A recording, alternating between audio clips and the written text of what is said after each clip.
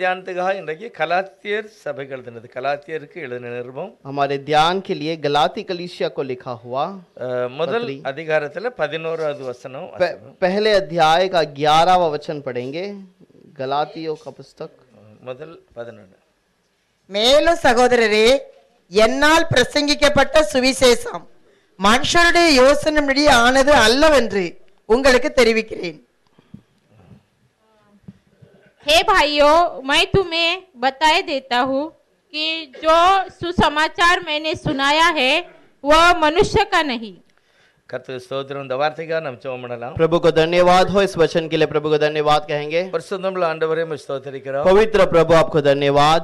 தேவனுடைய மனிதன் தேவ ஆவியினால் நிரம்பி எழுதப்பட்ட இந்த நிருபத்துக்காக நன்றி சொல்லுகிறோம். मनुष्य परमेश्वर का एक मनुष्य पवित्र आत्मा से भरकर इस वचन को लिखा है. அது அன்று மட்டுமல்ல, ஒவ்வொரு காலங்களிலும் உடைய பிள்ளைகளுக்கு ஆசீர்வாதமா இருப்பது. वो केवल उस दिन के लिए नहीं बल्कि हर समय के लिए वो आशीषित बन गया है. அநேகருடைய வாழ்க்கையில ஆண்டவரே நீர் விரும்புகிறதை செய்ய உதவி செய்யும். और प्रभु ये वचन हर एक मनुष्य को वो जो चाहते हैं उस कार्य को पूरा करता है. தேவனுடைய சரியான செய்தியை சுவிசேஷத்தை ஏற்றுக்கொண்டு உம்முடைய சித்தத்தை நிறைவேற்றட்டும். और प्रभु आपके वचन को सुनकर वो सुसमाचार का प्रचार करें. உம்முடைய வசனம் வெறுமையாய் திரும்பாமல் ஆசீர்வதிக்கட்டும். आपका वचन खाली ना लौटे प्रभु, वो उसको परिपूर्णता से पूरा करें. இயேசுவினுடைய நாமத்தினால் பிதாவே. यीशु के नाम से मांगते हैं पिता. ஆமென். आमीन.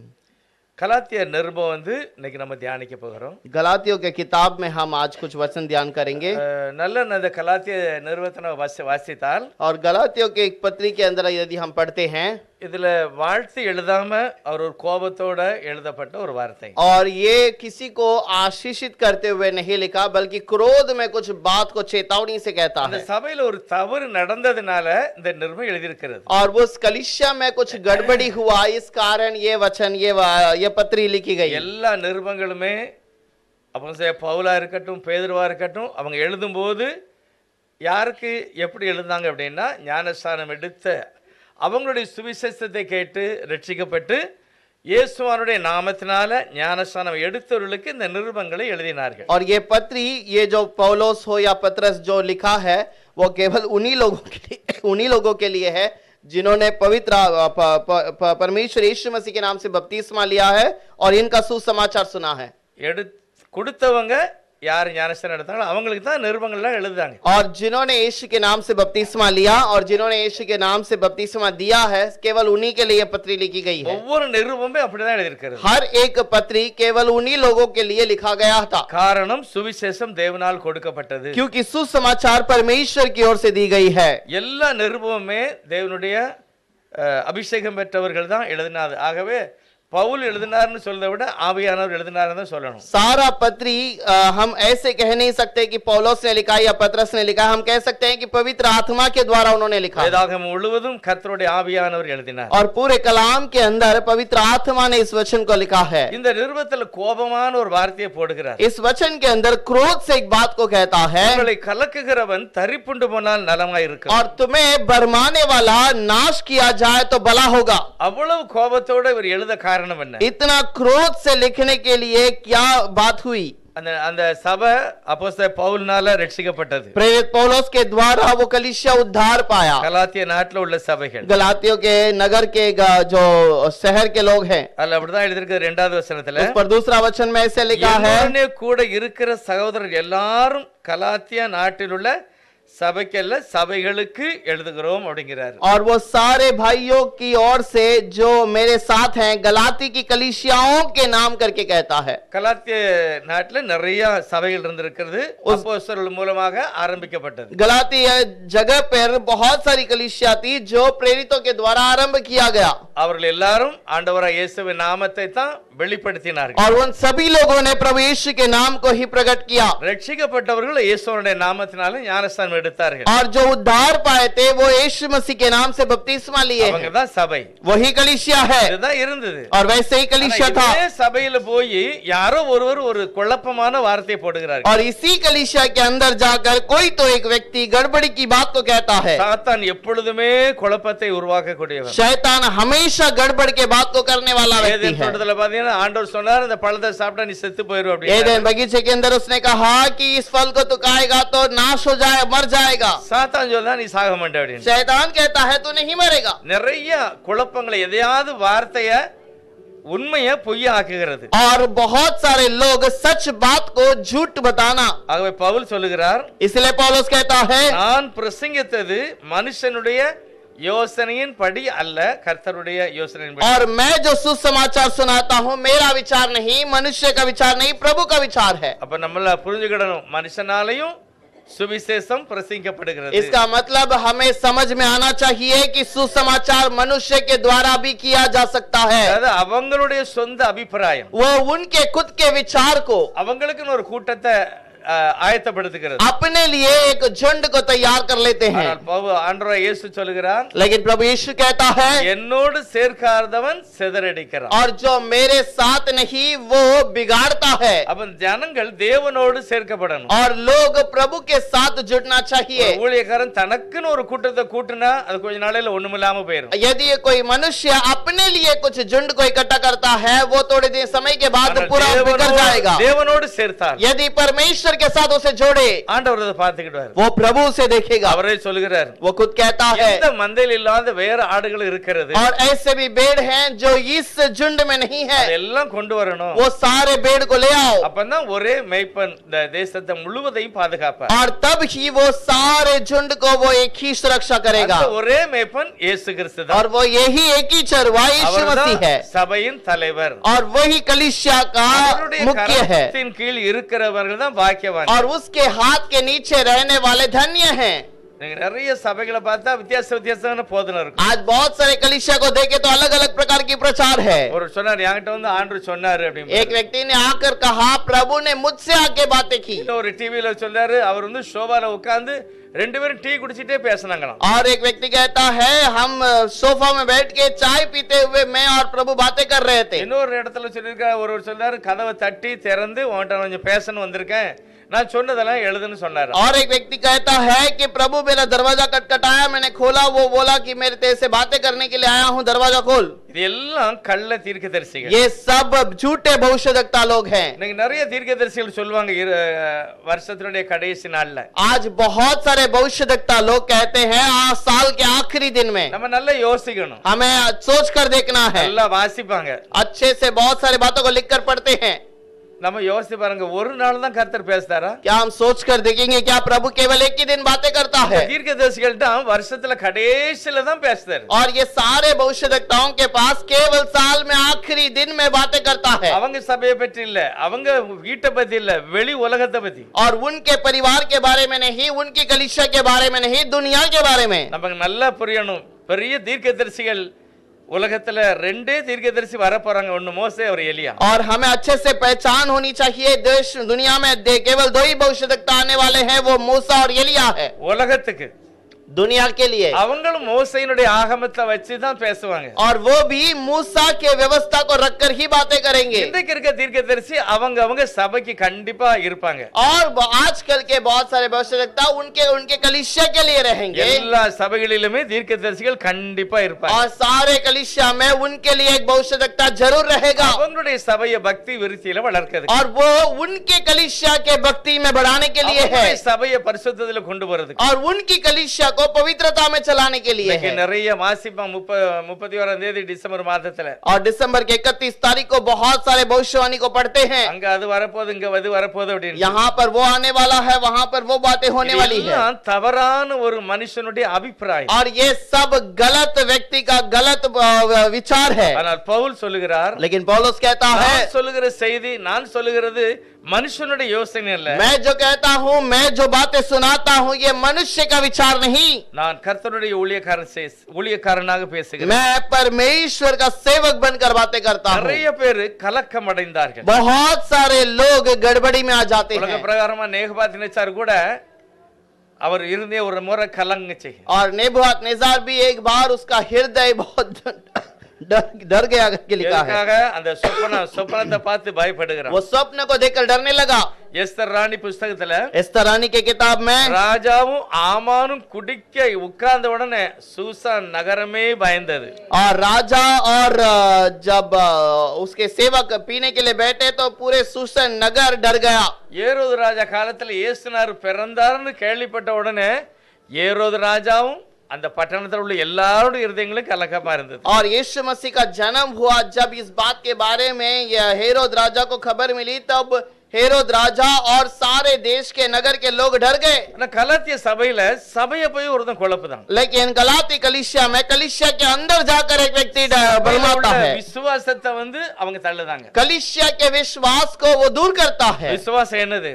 विश्वास क्या है? ஒரே ஒரு சர்வ வல்லமுள்ளவரை அவன் ஆராதிக்க வேண்டும். और वो एक ही सर्वशक्तिमान की आराधना करना है। எல்லாமே வேதத்துல வரிசையா இருக்கு, அதை தான் நான் செய்யணும். ये सारी बातें कलाम के अंदर है, उसी को हमें करना है। வித்தியாசமா செய்யக்கூடாது, செய்தால் அது சாபம். अगर हम गलत करते हैं या कुछ अलग बातों को करते हैं तो वो श्राप है। பவுல் ஒரு வார்த்தையை போட்டுறார் பாருங்க. पौलुस एक बात को कहता है, 7வது வசனத்துல கலாத்தியர் 1:7 சொல்றாரு. गलातियों 1:7 में कहता है, வேறொரு சுவிசேஷம் இல்லையே, और परंतु वह दूसरा सुसमाचार है ही नहीं। கலகப்படுத்தி கிறிஸ்துவினுடைய சுவிசேஷத்தை புரட்ட மனதாய் இருக்கிறாள் அல்லாமல் வேற அல்ல.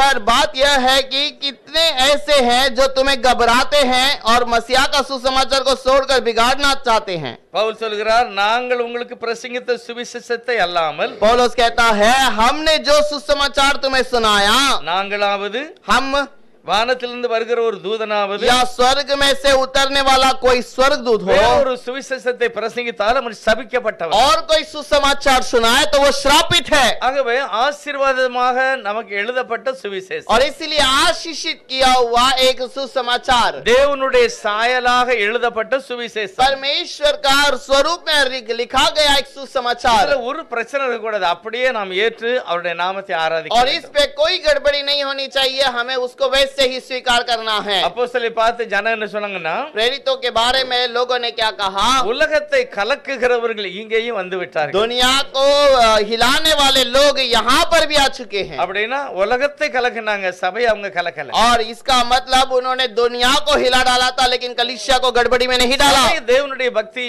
விருத்தியில அடைவதற்கு நற்செய்தியை சொன்னார்கள். कलीसिया को परमेश्वर के भक्ति के अंदर बढ़ाने के लिए सुसमाचार सुनाते रहे। இயேசு கிறிஸ்து இந்த உலகத்துல பிறக்கிறதுக்கு கொஞ்ச நாளைக்கு முந்தி यीशु मसीह के जन्म होने के थोड़े समय के पहले ஆண்டவர் பிரசங்கம் செய்ய போறாரு. प्रभु प्रचार करने वाला था। ஆண்டவருடைய பிரசங்கம் என்ன? மரணத்தில் இருக்கிறவர்களை வெளிச்சத்துக்கு கொண்டு வருவது. प्रभु का प्रचार क्या है? कि जो मरण में है उन्हें वो मरण से छुटकारा देना है। இருளின் அதிகாரத்தில் இருக்கிறவங்களை தேவனுடைய ராஜ்யத்துக்கு கொண்டு வரணும். और जो अंधकार में पड़े हैं उन्हें प्रभु के राज्य में ले जाना ஆனா है। அதுக்கு கொண்டு வரதுக்கு வாராருன்னு தெரிஞ்ச உடனே और उसे ले जाने के लिए आता है करके सब समझ आई। லூசிபர் அங்க நிறைய காரியங்களை அன்றைக்குள்ள யூத சபையிலே பரப்பி இருந்தான். और वहां पर लूसीफर उस समय पर वहां के लोगों को गलत उपदेश देने लगा। அதுதான் சதுசேயர் பரிசேயர் என்கிற ரெண்டு கூட்டம். और वही सदुकी फरीसी करके दो झुंड थे। இது பழைய ஏற்பாட்டுல இல்ல, ये पुराने नियम में तो नहीं ஆனா है, ஆண்டவர் வர்றதுக்கு கொஞ்ச நாளைக்கு முந்தி இந்த கூட்டம் வந்திருக்கு. लेकिन प्रभु के यीशु के जन्म के थोड़े समय के पहले ये दोनों झुंड आई है। இந்த கூட்டத்தை பற்றி ஆண்டவர் சொல்றாரு, இவங்க ரெண்டு பேருமே और சபிக்கப்பட்டவர்கள். ये झुंड के बारे में कहता है कि ये दोनों झुंड श्रापित है।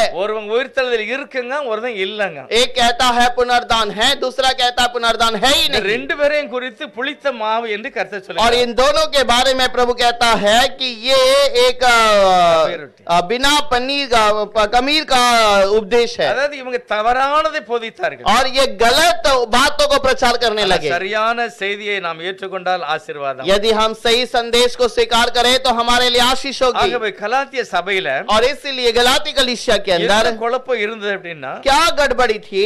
விருத்த சேதனம் பண்ணணும் அப்படின்னு ஒரு ஆள் சொல்றாரு. और कितना करना है ऐसा करके एक व्यक्ति आकर कहता இப்பதான் है। பவுல் சொல்லுகிறார், अब पौलुस आकर कहता है, நீங்கள் எப்படி சுவிசேஷத்தை ஏற்றுக்கொண்டீர்கள்? तुमने सुसमाचार को कैसे भरोसा किया? கலாத்தியர் 3வது அதிகாரம், गलातियों का 3रा अध्याय யாரா வாசிக்கலாம்? 25, 26, 27. 25, 26 और 27। 3வது அதிகாரத்துல 3रे अध्याय के अंदर விசுவாசம் வந்த பின்பு நாம் உபாத்திக்கு கீழானவர்கள் அல்லவே, நீங்கள் எல்லாரும் கிறிஸ்து இயேசுவை பற்றும் விசுவாசத்தினால் தேவனுடைய புத்திரராய் இருக்கிறீர்களே. ஏனெனில் உங்களில் கிறிஸ்துவுக்குள்ளாக ஞானஸ்நானம் பெற்றவர்கள் எத்தனை பேரோ அத்தனை பேரும் கிறிஸ்துவை தரித்து கொண்டிருக்கிறீர்களே, யூதன் என்றும் கிரேக்கன் என்றும் இல்லை. 3 वचन 25, 26, 27. परंतु जब विश्वास आ चुका तो हम सब शिक्षक के अधीन न रहे, क्योंकि तुम सब उस विश्वास के द्वारा जो मसीह यीशु पर है परमेश्वर की संतान हो। और तुम में से जितनों ने मसीह में बपतिस्मा लिया है उन्होंने मसीह को पहन लिया है। अच्छा, கலாத்திய சபையில அவர் சொல்லுகிறார், நீங்கள் சுவிசேஷத்தை ஏற்றுக்கொண்ட பிறகு और गलाती की कलीसिया में कहता है कि तुमने जब सुसमाचार को स्वीकार कर लिया, திரும்ப நீங்க நியாய பிரமாணத்துக்கு போக வேண்டிய அவசியம் இல்லை. तुमको फिर से उस व्यवस्था में जाने की आवश्यकता नहीं, ஏனென்றால் விசுவாசத்தினாலே இயேசுவை நீங்க இரட்சகராக ஏற்றுக்கொண்டீர்கள். क्योंकि विश्वास के द्वारा तुमने यीशु को उद्धारकर्ता करके स्वीकार किया, இயேசுவை நீங்கள் ஏற்றுக்கொண்டால் நீங்க தேவனுடைய பிள்ளைகளாக மாறுகிறீர்கள். और यीशु को स्वीकार करने के बाद तुम परमेश्वर के बच्चे बन गए। பரலோகத்துக்கு யாரு போக முடியும்? स्वर्ग में कौन जा सकता है? தேவனுடைய பிள்ளைகள் தான் போக முடியும். केवल प्रभु के बच्चे ही जा सकते हैं। தேவனுடைய பிள்ளைகள் ஆவது எப்படி? और प्रभु के बच्चे हम कैसे बने? அவருடைய நாமத்தின் மேல் விசுவாசம் உள்ளவர்களாய் அவரை ஏற்றுக்கொண்ட எத்தனை பேர்களோ அத்தனை பேரும் தேவனுடைய பிள்ளைகளாகும்படி अधिकारम கொடுக்கப்பட்டிருக்கிறது. और उसके नाम पर विश्वास करके उसके वचन को भरोसा करने वाले जितने लोग हैं वो सब उसके बच्चे होने का अधिकार दिया गया है। ஆண்டவர் தன்னுடைய பிள்ளையாகத்தான் ஆதாமை உருவாக்கினார். और प्रभु आदम को अपना बच्चों बेटे के रूप में ही उसे रचा था। ஆதாம் ஏவாளும் தேவனுடைய பிள்ளைகள். आदम और हवा वो प्रभु के बच्चे हैं। அப்படிதான் இருந்தது. ऐसा ही था। ஆனால் பாவம் செய்த பிறகுதான் அடிமையாய் மாறிவிட்டார்கள். लेकिन पाप करने के बाद वो गुलामी में आ गए। இப்போ இயேசுவானவரை பற்றி சொல்லும்போது अब यीशु मसीह के बारे में जब कहा அவர் गया அடிமையின் ரூபம் எடுத்தார். और वो एक गुलामी का रूप ले लिया। அதுதான் ஆதாம் ஏவாளுடைய और உருவம். वही आदम और हवा का रूप है। தேவனுடைய மகிமையை அவங்க இழந்துட்டாங்க. परमेश्वर की महिमा को उन्होंने खो दिया। அடிமைனா யாரு? गुलामी कौन है?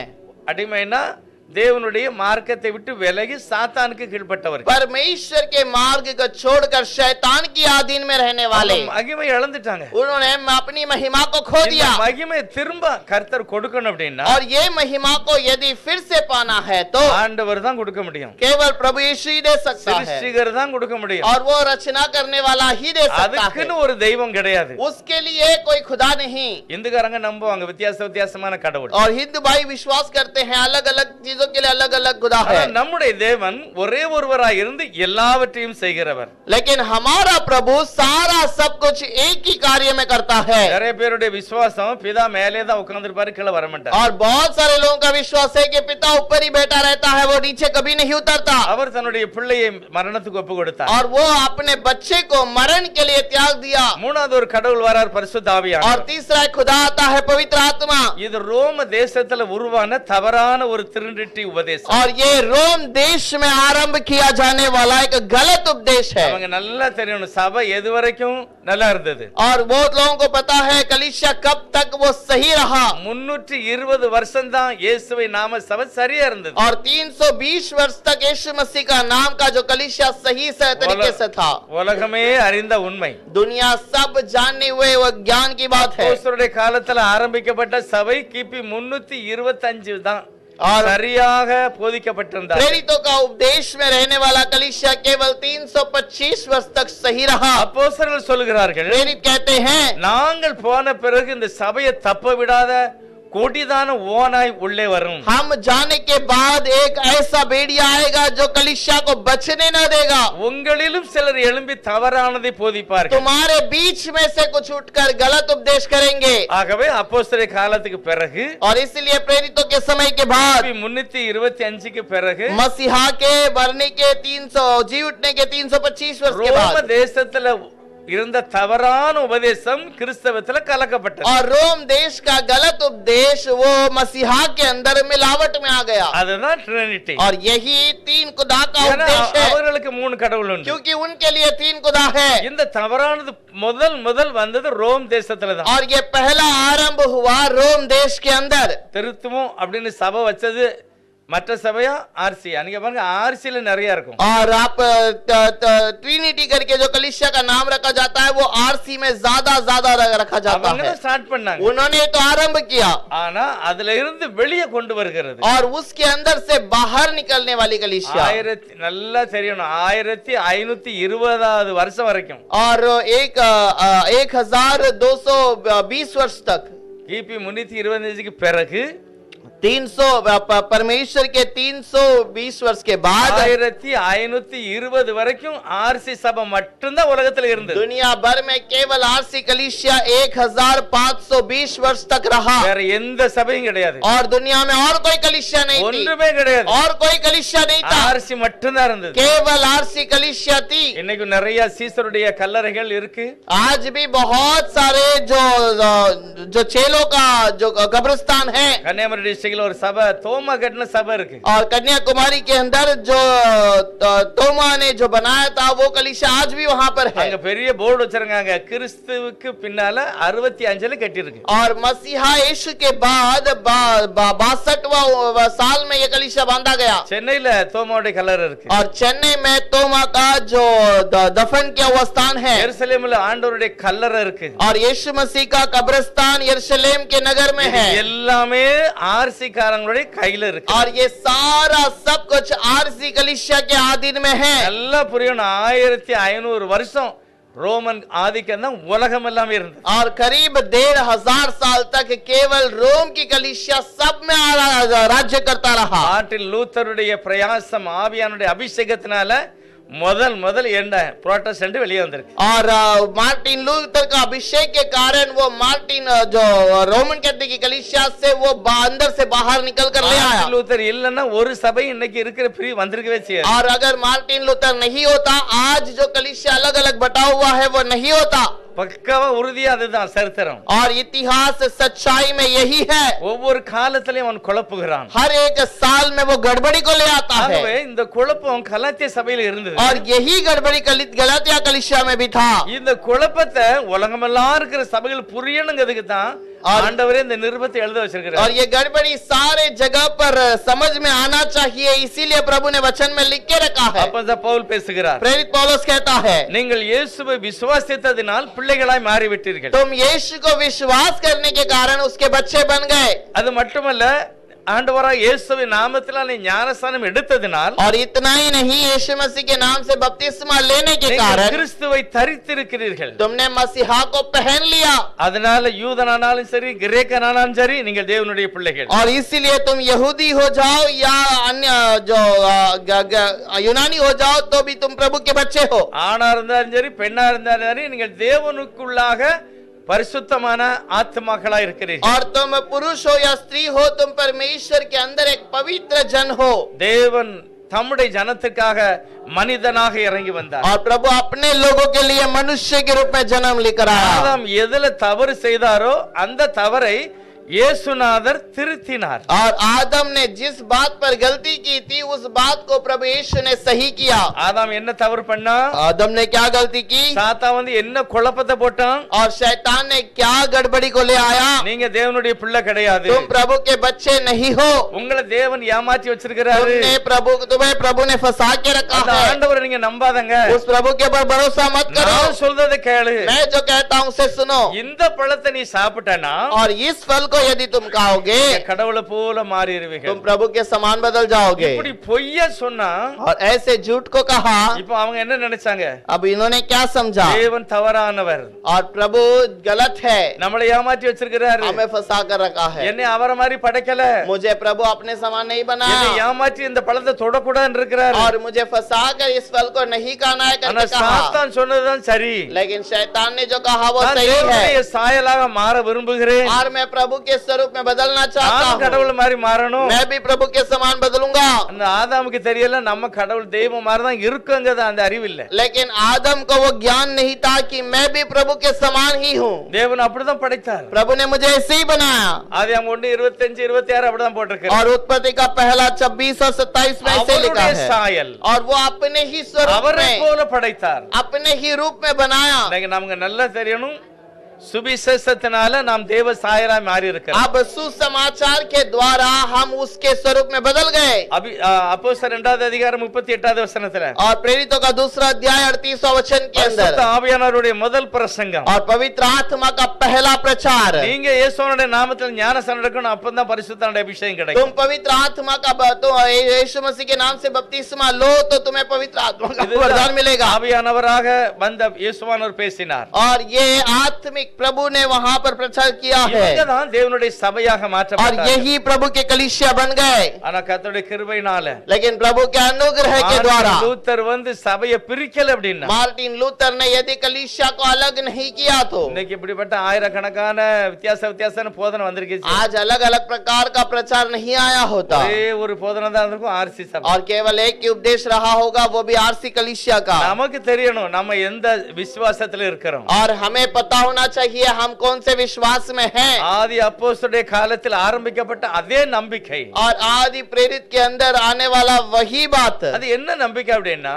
और वो कौन सा भरोसा है। ஆதாம் எதுல தவறு செய்தாரு? आदम ने किस बात पर गलती நான் की தேவ சாயலா இருக்கிறேன் அப்படிங்கறத அவர் விட்டுட்டாரு. और वो कौन से रूप में है करके वो अपने आप को जानना भी छोड़ என்னை दिया। தேவன் என்னை அறகுறையா வச்சிருக்கிறார். प्रभु ने मुझे अला जो आधा अधूरा रखा है। ஆகவே அந்த தேவனுடைய அந்த சத்தியத்தை அவர் மறுதலிச்சு போனதுனால தேவ சாயல் இழந்துட்டான். और वो प्रभु के सत्य को खोकर चला गया, इसके वजह से प्रभु की उस बात को उसने खो दिया है। ஆதாமும் ஏவாளும் தேவ சாயலா தான் இருந்தாங்க. आदम और हवा दोनों प्रभु के रूप में ही थे। லூசிபர் சொல்றான் நீங்க தேவனுடைய பிள்ளை கிடையாது, लूसीफर कहता है कि तुम प्रभु के बच्चे नहीं हो இந்த பழத்தை சாப்பிட்டா தான் और तुम इस फल को खाने के बाद அப்பதான் நீ தேவனுடைய சாயலா மாற முடியும். और तब ही तुम प्रभु के स्वरूप में बदल सकते இந்த हो। பொய்ய சொன்னதுனால தான் और ये झूठ को कहने के कारण அவங்க தேவ சாயலையே वो இழந்துட்டாங்க. प्रभु के उस स्वरूप को खो दिया। இப்ப தேவன் என்ன செய்யறாரு? अब प्रभु ने क्या किया? என்னை மீட்பதற்காக मुझे छुड़ाने के लिए நான் அப்பான்னு சொல்லியிருக்கணும்.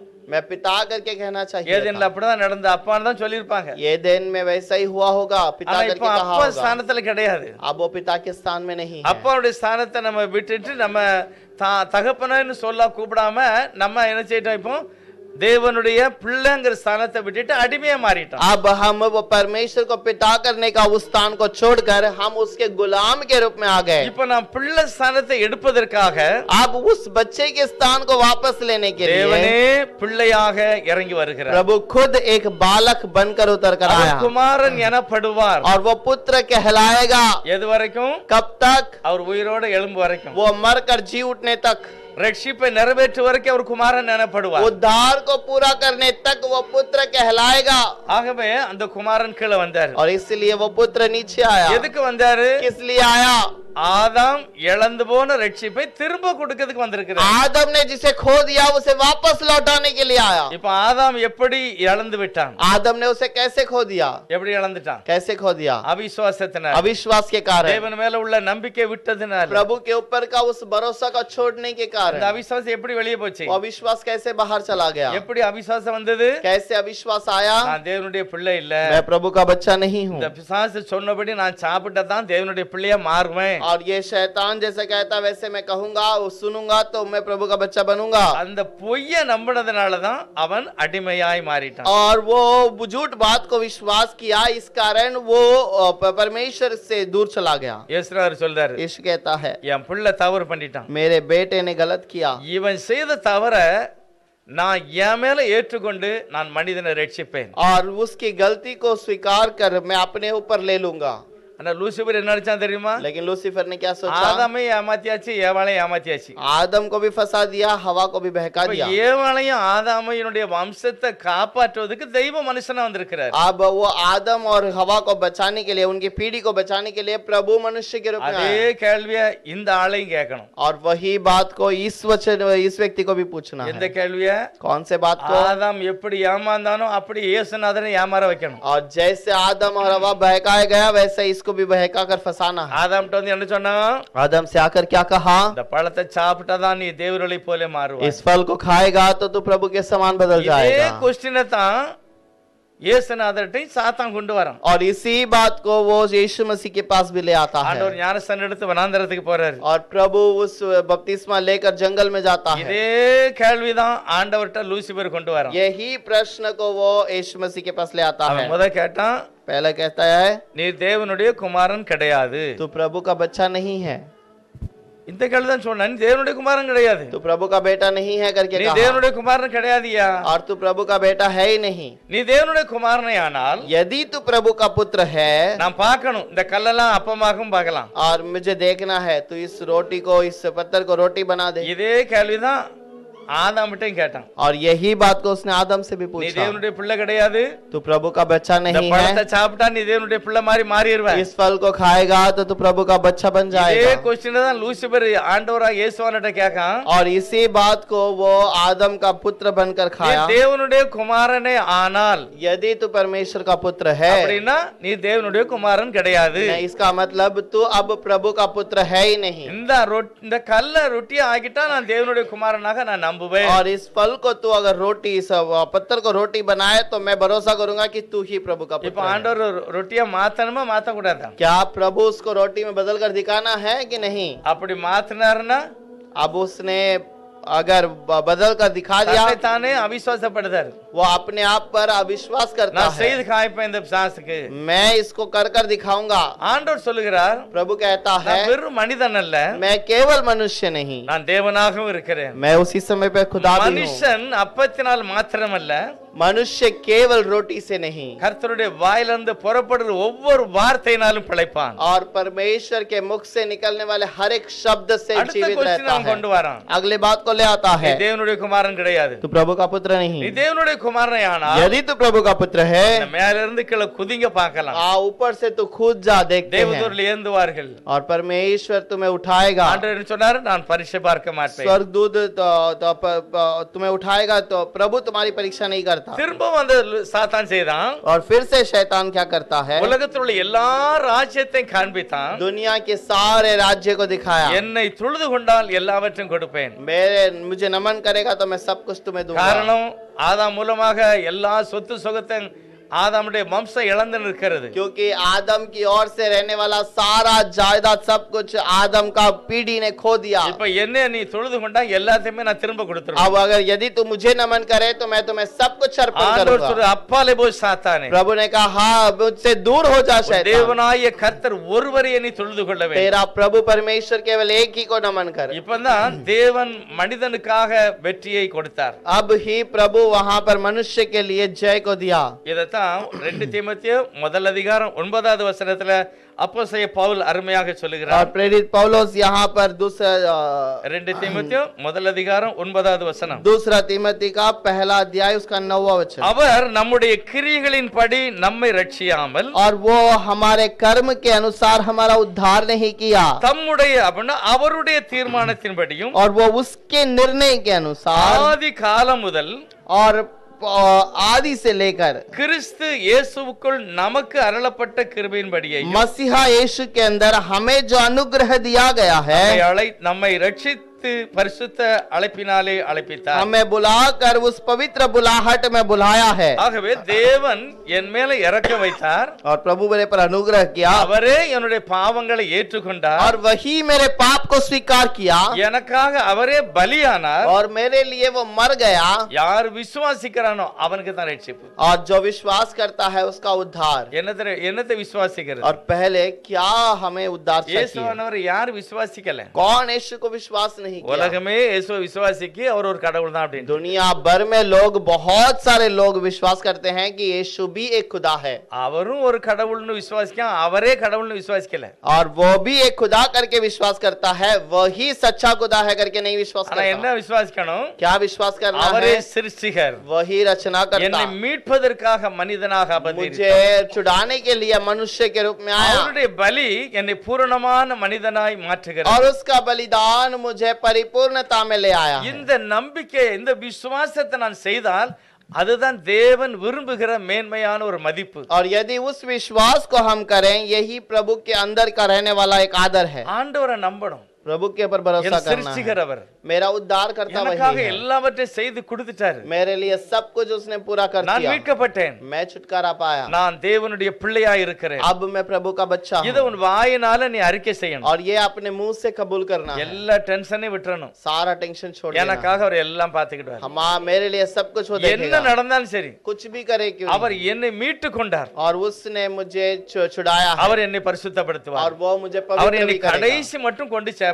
आखिर तक मुझे ले जाकर நான் छोड़ेगा அல்ல, அவரே என்னை கொண்டு போவார். और मैं नहीं, वो मुझे ले जाएगा। ஆனா கலாத்திய சபையில வந்து சொல்லுதான், लेकिन गलाती कलीसिया में आकर நீங்க कहता விருத்த है சேதனம் பண்ணணும், तुम्हें कितना करना है, நியாயப்பிரமாணத்தை கடைபிடிக்கணும், व्यवस्था को पालन करना है, சனிக்கிழமைக்கு கோயிலுக்கு போகணும், रविवार के दिन कलीसिया में जाना ஆடாது है, மாடாது பலி செலுத்தணும். गाय या बैल या बकरी तुम्हें बलि இந்த चढ़ाना யூத है। பிரமாணத்தை கலாத்திய சபையில வந்து சொல்லுதான். और ये उपदेश को गलाती कलीसिया में आकर कहता है। அதனாலதான் பவுல் கோபத்தோடு சொல்லுகிறார், इसीलिए पौलुस क्रोध से आकर உங்களை कहता है கலக்குகிறவன் தரிப்புண்டு போனால் நலமாயிருக்கும். तुम्हें बरमाने वाला नाश किया जाए हो तो भला होता। கர்த்தருடைய வார்த்தை நம்மளுக்கு ஜீவனை கொடுத்திருக்கிறது. और परमेश्वर का वचन हमें जीवन को दिया है। கர்த்தருடைய சுவிசேஷம் ஒரு பாவியை நீதிமானாய் மாற்றுகிறது. परमेश्वर का वचन एक पापी को एक धर्मी बनाता है। என்னுடைய கிரியை இல்ல, தேவனுடைய கிரியை. मेरा कार्य नहीं बल्कि परमेश्वर का कार्य அதை हो। விசுவாசிக்கணும். मैं उसे विश्वास करना அதுக்கு நான் चाहिए பாத்திரவானாய் நடந்து और கொள்ள उसके लिए வேண்டும். मुझे योग्य बनना है। கலாத்தியர் நிருபம் और गलातियों का किताब கொலோசியர் 2வது அதிகாரம், कुलोसियों का किताब उसका दूसरा अध्याय, கொலோசியர் 2வது அதிகாரத்துல 16 17 வாசிக்கலாம். कुलोसियों का दूसरा अध्याय उसका 16 और 17। ஆகையால் போஜனத்தையும் பானத்தையும் குறித்தாவது பண்டிகை நாளையும் மாத பிறப்பையும் ஓய்வு நாட்களையும் குறித்தாவது ஒருவனும் உங்களை குற்றப்படுத்தாதிருப்பானாக. அவைகள் வருங்காரியங்களுக்கு நிழலாயிருக்கிறது. அவைகளின் பொருள் கிறிஸ்துவை பற்றினது. इसीलिए खाने पीने या पर्व या नया चांद या सबत के विषय में तुम्हारा कोई फैसला न करे, क्योंकि ये सब आने वाले बातों की छाया है, पर मूल वस्तुएं मसीह की है। எல்லாவற்றையும் கிறிஸ்துக்குள்ள நீங்க போனாதான். और सारे बातों में तुम्हें मसीहा के अंदर जाना है। ரெண்டாவது ஆண்டவருக்கு சாட்சியா இருக்கணும். और दूसरा प्रभु के लिए हमें गवाही में இதுல रहना है। பாருங்க நிறைய கீழே எழுதுகிறார் 19வது வசனத்துல, और दूसरे 19वें वचन में वो आगे लिखता है மாயமான தாழ்மை. और ये जो बरमाने वाला அதாவது फसन உலகத்தை காண்பிப்பதற்கு ஒரு வேஷம். और दिखाने वाला एक जो एक रूप धारण करना। பரிசுத்தாவில நிறைஞ்சி இருக்க மாதிரி நடிக்கிற ஜனங்களை நான் பார்த்திருக்கிறேன். पवित्र आत्मा में भरपूर दिखाने वाले लोगों को मैंने देखा है। அந்நிய பாஷையில சண்டை போடுறத பாத்திருக்கீங்களா? क्या अन्य भाषा में झगड़ा करने वालों को देखा है? நான் பார்த்திருக்கேன். मैंने देखा है। அந்நிய பாஷையிலே சண்டை போடுவாங்க. अन्य भाषा में वो झगड़ा करते हैं। ரெண்டு பேருமே, ரெண்டு பார்ட்டியும். दोनों झुंड, அங்க இருந்து போடுறதும் அந்நிய பாஷையில, இங்க இருந்து போடுறதும் அந்நிய பாஷை. यहाँ पर बातें करने वाला भी अन्य भाषा रहेगा, सामने बातें करने वाला भी अन्य भाषा होगा। யோசித்து பாருங்க என்னதான் நடக்கிறது. ये क्या हो रहा है? இதெல்லாம் உலகத்தை ஏமாற்றுகிற ஒரு வேலை. और ये सब दुनिया को फंसाने वाली बात கர்த்தர் है। என்ன சொல்லுகிறாரு? और प्रभु क्या कहता है? உன்னுடைய இருதயம் மர்வமாகிறதுனால, உன்னுடைய இருதயம் மர்வமானதான் என்ன செய்ய முடியும்? சாட்சியா மாற और முடியும். तुम्हारा मन रूपांतर होगा तो ही वो गवाही में रह सकता है। சபைக்குள்ள ஒண்ணு, வெளியே ஒண்ணு இல்ல, எல்லா பக்கம் ஒரே மாதிரி நான் கிறிஸ்தவனாக வாழ வேண்டும். कलीसिया के अंदर एक और बाहर एक ऐसा नहीं, हर चीज में मसीहा के समान ही ஞாயிற்றுக்கிழமைக்கு रहना। மட்டும் இல்ல, केवल रविवार के दिन नहीं, 7 நாளுமே நான் கிறிஸ்தவனாய் வாழ வேண்டும். 7 दिन तक मैं मसीहा के लिए रहना चाहिए। இதெல்லாம் சரியில்லைன்னா நான் குழப்பத்துல இருக்கிறேன். ये सब सही नहीं है तो मैं गड़बड़ी के अंदर फंसा மாயமான हूं। தாழ்மை. मैं एक दिखावट का रूप சனிக்கிழமை धारण करता வேதக்காரங்க हूं। இருக்காங்க. और रविवार के कलीसिया जाने वाले लोग भी हैं। சனிக்கிழமைக்கு தொழுது கொள்வது தவறே கிடையாது, நல்லது. वो गलत नहीं है कि रविवार शनिवार के दिन वो आराधना करे, ஏன்னா புதிய ஏற்பாடுல நீங்க தினமும் தெய்வத்தை ஆராதிக்கணும். लेकिन नए नियम के अनुसार हमें हर दिन प्रभु की आराधना எப்பவும் करना கர்த்தருக்கு है। சாட்சியா இருக்கணும். हर दिन प्रभु की गवाही में ஆனா रहना है। சனிக்கிழமைக்கு தான் நீ ஆராதிக்கணும்னு சொன்னாங்கன்னா அது தவறான ஒரு போதனை. लेकिन केवल शनिवार को ही आराधना करना है करके कहें तो वो गलत उपदेश है। அப்போஸ்தலர் உபதேசம் என்னது? प्रेरितों का उपदेश क्या है? எப்பொழுதும் ஜெபம் பண்ணு, हमेशा प्रार्थना कर, எப்பொழுதும் சந்தோஷமா இரு, हमेशा आनंदित रहे, எப்பொழுதும் நீ கிறிஸ்துவை வெளிப்படுத்த வேண்டும். हमेशा प्रभु मसीहा को प्रकट करता அடுத்து रहे। 15வது வசனத்துல ஒரு காரியம் சொல்லுகிறார். और एक 15वें वचन में एक बात को कहता है, துரைத்தனங்களையும் और जो प्रधानताओं அதிகாரங்களையும் और अधिकारों இயேசுவானுடைய சிலுவையிலே நீக்கப்பட்டது. और प्रभु के क्रूस पर वो नाश किया गया ஆண்டவர் எல்லாவற்றையும் வெற்றி சிறக்க பண்ணினார். और प्रभु ने सब में जय जय जय जयकार किया है। 2 கொரிந்தியர் 4வது அதிகாரம் दूसरे कोरिन्थियों का 4था अध्याय। ரட்சிக்கப்பட்ட தேவ ஜனங்களை பார்த்து அவர் ஒரு ஆலோசனை சொல்கிறார். उद्धार पाए हुए प्रभु के लोगों को देखकर वो एक बात को कहता है। 2 கொரிந்தியர் 4வது அதிகாரம் 3வது வசனத்துல दूसरा कोरिन्थियों का 4था अध्याय उसका 3रा वचन। எங்கள் சுவிசேஷம் மறைபொருளா இருந்தால் परंतु यदि हमारा सुसमाचार पर पर्दा पड़ा है கெட்டுப் போகிறவர்களுக்கு மறைபொருளா இருக்கும். तो यह नष्ट होने वालों हो के लिए पड़ा है। பவுலுடைய சுவிசேஷம் விளங்கலையா? क्या पौलुस का सुसमाचार समझ नहीं आता? இந்த பைபிள் உங்களுக்கு புரியலையா? क्या बाइबल आपको समझ में नहीं आता? பவுல் சொல்றார் கெட்டு போயிருவீங்க. और वो कहता है तुम नष्ट होने वाले हो। விளங்கலன்னா முழங்கால் படிட்டு ஏசப்பா சுவிசேஷத்தை எனக்கு விளங்க பண்ணுங்கன்னு சொல்லணும். अगर समझ नहीं आता है तो घुटने में आ जाओ और कहो कि प्रभु मुझे सुसमाचार समझ में आ जाए। தேவனுடைய சாயலாக இருக்கிற அந்த சுவிசேஷத்தை நான் ஏற்றுக்கொண்டு அதற்கு கீழ்ப்படிய प्रभु के स्वरूप में रहने वाला वो सुसमाचार को मैं स्वीकार करने के लिए तैयार हूँ। இதே 14வது அதிகாரம் दूसरा 1 कोरिन्थियों கொரிந்தியர் 14வது அதிகாரம் पहला कोरिन्थियों का 14वां अध्याय 37வது வசனத்துல ஒரு காரியம் சொல்லுகிறார். 37वां वचन में एक वचन को बात को कहता है। சபைகளில் உங்கள் ஸ்திரீகள் ஆ. பேசாமல் இருக்க கடவர்கள், பேசும்படிக்கு அவர்களுக்கு உத்தரவில்லை, அவர்கள் அமர்ந்திருக்க வேண்டும், வேதமும் அப்படியே சொல்லுகிறது. பெரிய அதாவது பாஸ்டர் மாதிரி இருக்க கூடாதுன்னு வேதம் சொல்லுகிறது. और बड़े प्रचारक नहीं होना चाहिए ऐसा पास्टर करके कहता होना है। वो पास्टर नहीं बनना चाहिए। சுவிசேஷ ஊழியம் கண்டிப்பா செய்யலாம். सुसमाचार की सेवकाई जरूर कर வீடுகள் सकते हैं சந்திக்கலாம், ஆண்டவருடைய நற்செய்தியை சொல்லலாம், அது தவறே இல்லை. और घर घर जाकर प्रचार कर सकते हैं, लोगों को प्रभु का सुसमाचार सुना सकते हैं। ரோட்ல நின்னு பெண்கள் பிரசங்கம் பண்ணலாம். और रास्ते पे खड़े रहकर स्त्रियां प्रचार कर सकती பைபிள் हैं। சொல்றது சபையில தான் நீ செய்யக்கூடாது அப்படிங்க. बाइबल कहती है कि कलीसिया में नहीं करना है। அப்போ பவுல் மூலமாக நிறைய காரியங்களை நமக்கு வெளிப்படுத்தி இருக்கிறார். प्रेरित पौलुस के द्वारा बहुत सारे बातों को प्रकट किया है। சாத்தானால் குழப்படி ஆக்கப்பட்ட கலாத்திய சபையில தேவனுடைய மனிதன் சரியான ஒரு சத்தியத்தை சொன்னார். गलाती के कलीसिया के अंदर जो गड़बड़ी में पड़ी थी वहां पर सही सत्य को उसने बताया। 2 கொரிந்தியர் 5வது அதிகாரத்திலையும் दूसरे कोरिन्थियों का 5वां अध्याय 17வது வசனம் 17वां वचन। இப்படி இருக்க ஒருவன் கிறிஸ்துவுக்குள் இருந்தால் புது சிருஷ்டியா இருக்கிறான், பழையவைகள் ஒளிந்து போயின, எல்லாம் புதிதாயின. ஒருவன் கிறிஸ்துக்குள்ள இருந்தால் यदि कोई मनुष्य मसीहा के अंदर है புது சிருஷ்டினா ஆண்டவராக இயேசுவானவரை வெளிப்படுத்துகிறவனாக और वो मसीहा यीशु के अंदर प्रकट करने वाला, கண்டிப்பா தெரியணும். जरूर பேச்சிலையும் पता होना செயலிலும் चाहिए। எல்லாத்துலயும் வெளிப்படணும். वो सारे चीजों में मसीहा को प्रकट करना அவர் है புதிதாக படைக்கப்பட்டவனாய் மாற வேண்டும். और वो नए में बदलने वाला होना चाहिए। சுவிசேஷம் அப்படி ஒரு மனிதனை புதிதாக மாற்றுகிறது. सुसमाचार एक मनुष्य को नए में बदलता है। அப்போஸ்தலர் பவுல் அப்போஸ்தலர் 9 முதல் அதிகாரத்துல சொல்லுகிறார். और प्रेरित पौलुस उसका पहला अध्याय के अंदर 9 वचन में कहता है, சபையை துன்பப்படுத்தினான். पौलुस और कलीसिया को दुखित करता रहा। அவர் யாரு? वो कौन है? தேவனுடைய மனிதன். वो प्रभु का ही व्यक्ति है। பென்னிமின் கோத்திரத்துல बेन्यामीन பிறந்திருக்கிறாரு. गोत्र का व्यक्ति है நியாயப்பிரமாணத்தின்படி குற்றம் और சாட்டப்படாதவர். वो वचन के अनुसार दोषी नहीं ठहरा सकता। இவங்க எல்லாம் யார் அப்படின்னா பழைய ஏற்பாட்டுல உள்ள பரிசுத்தவான்கள். और ये सब कौन है? पुराने नियम के पवित्र लोग हैं। விசுவாசத்துல ரட்சிப்பு கிடைக்கி அப்படி சொல்லப்பட்ட கூட்டத்துக்கு விரோதமானவர். विश्वास करने वाले सब कुछ वो उनको ரட்சிப்பு இருக்குங்கதை ஏற்றுக்கொள்ளாதவர்கள். उद्धार है करके उससे स्वीकारने वाले ஆண்டவருடைய ரட்சிப்பை ஏற்றுக்கொள்ளாதவர்கள். और जो प्रभु के इस उद्धार को नहीं स्वीकार किए தேவன் மனிதனாக பிறந்தாருங்கதை ஏற்றுக்கொள்ளாததான் யாரு? பவுல். मसीहा यीशु जो मसीहा यीशु के अंदर उद्धार है करके नहीं स्वीकार करता। தேவன் மனிதனாக வந்திருக்கிறாரு. पर परमेश्वर मनुष्य के रूप में आया। இந்த இதெல்லாம் ஏற்றுக்கொள்ளல பவுல். ये सब बात को पौलुस ने भरोसा யார் नहीं किया। விசுவாசித்தார்களோ அந்த சபையை போய் அடித்தார், உடைத்தார். और जो विश्वास करते थे उस कलीसिया पे झगड़ा करता था, उन्हें मारपीट அதுல करता था। எழுதியிருக்கிறது இந்த மார்க்கத்தாரை நீ எங்க பார்த்தாலும் அடிக்கணும். और उस पे लिखा है ऐसे नाम के रहने वाले कहीं पर भी रहे तो उन्हें मारपीट कर। எந்த மார்க்கத்தை?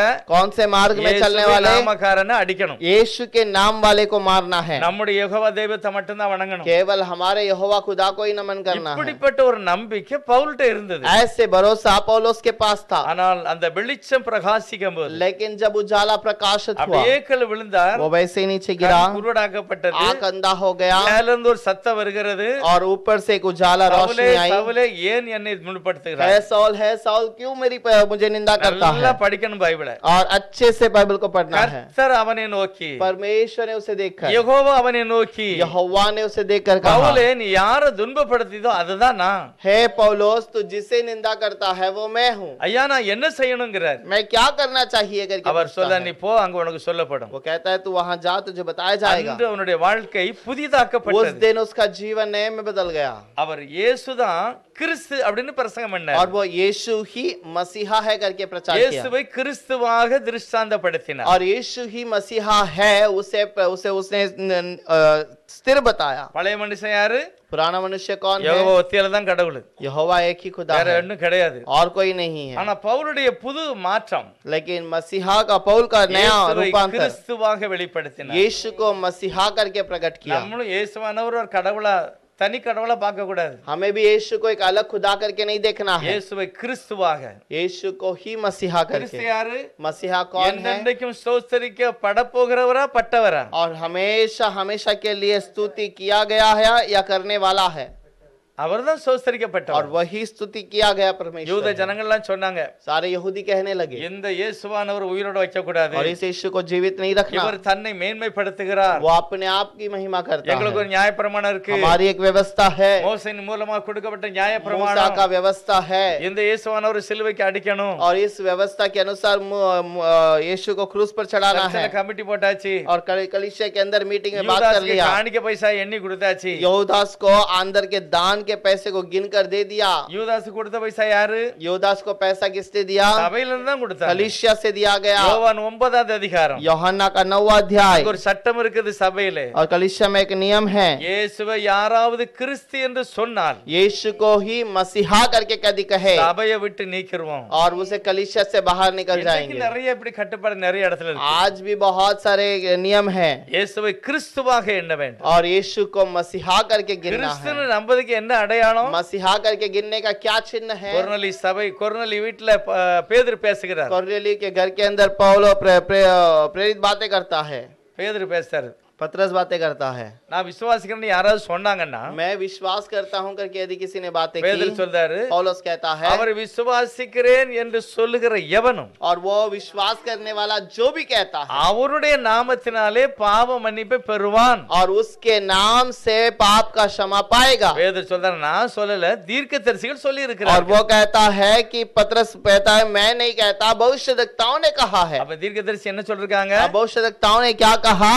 யாரெல்லாம் இயேசுவானவரை தெய்வமாய் ஏற்றுக்கொள்கிறார்களோ जिसने भी यीशु को मसीहा करके स्वीकार அவர்கள் किया, அவருடைய நாமத்தினாலே பாவ மன்னிப்பை பெறுவார்கள். उसको उन लोगों ने पवित्र आत्मा का पाप का क्षमा पाते हैं। பரிசுத்த ஆவியானவர் இறங்கின உடனே முதல் பிரசங்கம் இதுதான். पवित्र आत्मा उतरने के बाद पहला प्रचार यही है। நிறைய பேர் சொல்லுவாங்க பரிசுத்த ஆவியானவர் வருவார் வருவார்னு எல்லாரும் எதிர்பார்த்தாங்க. आज बहुत सारे लोग कहते हैं पवित्र आत्मा आएगा आएगा करके इंतजार करते थे। கொஞ்சம் கேட்டு பாருங்க, பரிசுத்த ஆவியானவர் வந்தாரு, என்னதான் சொன்னார்? और आप पूछ कर देखिए कि पवित्र आत्मा आया तो पवित्र आत्मा ने क्या सिखाया, என்ன சொன்னாரு? क्या सिखाया?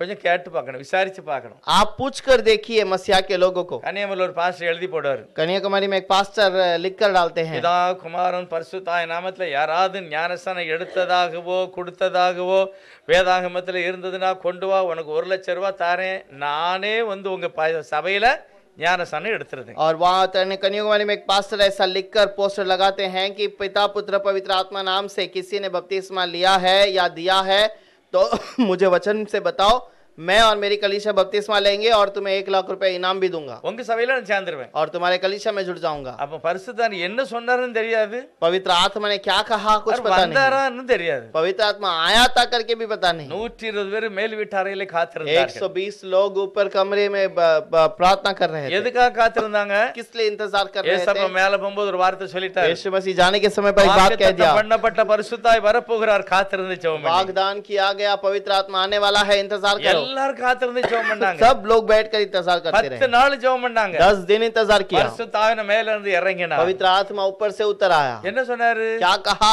அதுதானே எனக்கு தெரியாது. वही तो मुझे नहीं पता। என்னதான் சொன்னாரு? पवित्र आत्मा ने क्या कहा?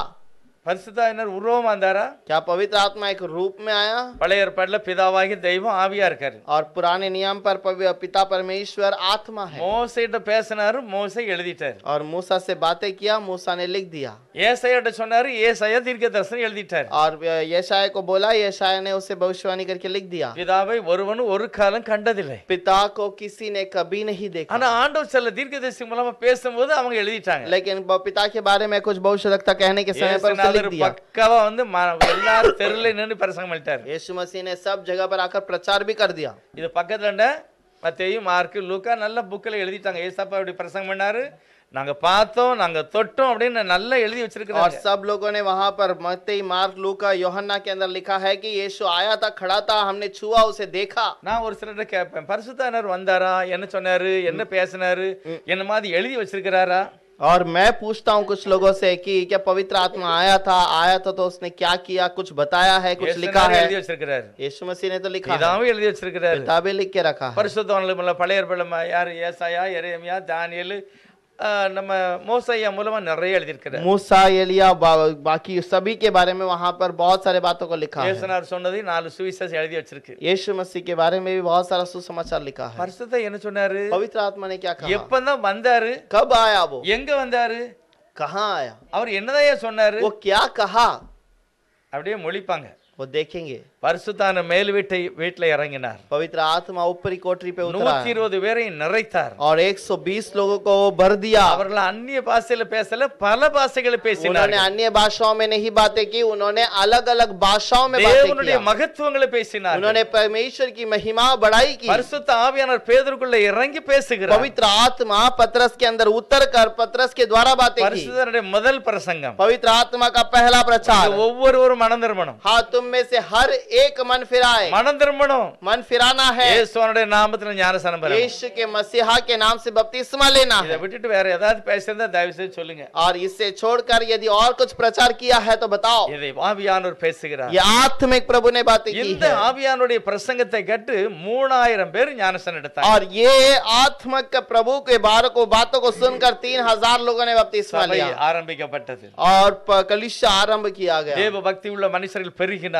पवित्र आत्मा का लोग वहां पर बढ़ने लगे। இவங்களுக்கு தான் நிருபங்கள் எழுதப்படுகிறது. इन्हीं लोगों के लिए पत्री लिखी गई है। அப்ப பழைய ஏற்பாடு பிதா எழுதினாரு, और पुराना नियम पिता ने लिखा சுவிசேஷம் இயேசு எழுதினாரு, और सुसमाचार यीशु का लिखा हुआ है। நிருபங்கள் முழுதும் வெளிப்படுத்தல் வரைக்கும் ஆவியானவர் எழுதினார். और प्रेरितों से लेकर जो प्रकाशित वाक्य तक पवित्र आत्मा का ஒரே लिखा ஒரு हुआ है। தெய்வம் 3 தன்மையில் தன்னை एक வெளிப்படுத்தினார். ही खुदा 3 रूप में अपने आप को प्रकट किया। கடைசி ஒரு வசனம் வாசிக்க आखिर போறோம். में एक वचन को पढ़ेंगे। கலாத்தியர் 3வது அதிகாரம் गलातियों का 3रा 9வது अध्याय, வசனம். गलातियों का 3रा अध्याय उसका 9वां वचन। கலாத்தியர் 3:9. गलातियों का 3रा अध्याय। விசுவாச மார்க்கத்தார் விசுவாசமுள்ள ஆபிரகாமுடனே ஆசீர்வதிக்கப்படுகிறார்கள். इसीलिए जो विश्वास करने वाले हैं वे विश्वासी अब्राहम के साथ आशीष पाते हैं। பவுல் இந்த கொலம்பி இருக்கிற சபைக்கு சத்தியத்தெல்லாம் சொல்லிட்டு சொல்றாரு. और पौलुस इस गड़बड़ी में रहने वाले कलीसिया को देखकर सत्य को कहता है। கொஞ்சம் நான் மேல இருந்து வாசிக்க கவனிங்க. मैं थोड़ा ऊपर से बताता हूँ, सुनिए। 6ல இருந்து நான் வாசிக்க பாருங்க. 6 से मैं पढ़ता हूँ। அந்தபடி ஆபிரகாம் தேவனை விசுவாசித்தான், अब्राहम ने तो परमेश्वर पर विश्वास அது किया அவனுக்கு நீதியாக और எண்ணப்பட்டது. वह उसके लिए धार्मिकता गिनी गई।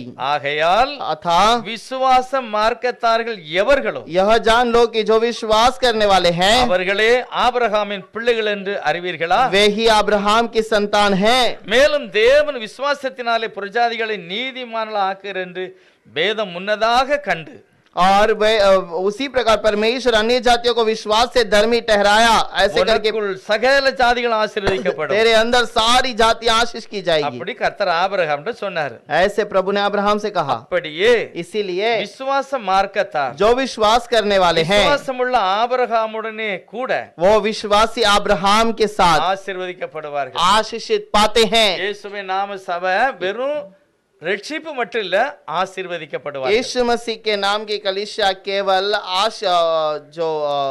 पवित्र आत्मा नहीं बल्कि आशीष भी किया जाता है। எப்போதுமே மூடிக்கிட்டு எங்கேயாவது மூலையில உட்காரக்கூடாது, कभी சுறுசுறுப்பா இருக்கணும். कभी भी अपने आप को ढाप कर एक कोने में जाकर नहीं बैठना है, बहुत तंदुरुस्त होकर काम करना है। எப்பவுமே கடன் வாங்கிட்டு அலைய கூடாது, கடன் கொடுக்கணும். हमेशा दूसरों से उधार नहीं लेना है, दूसरों को देना है।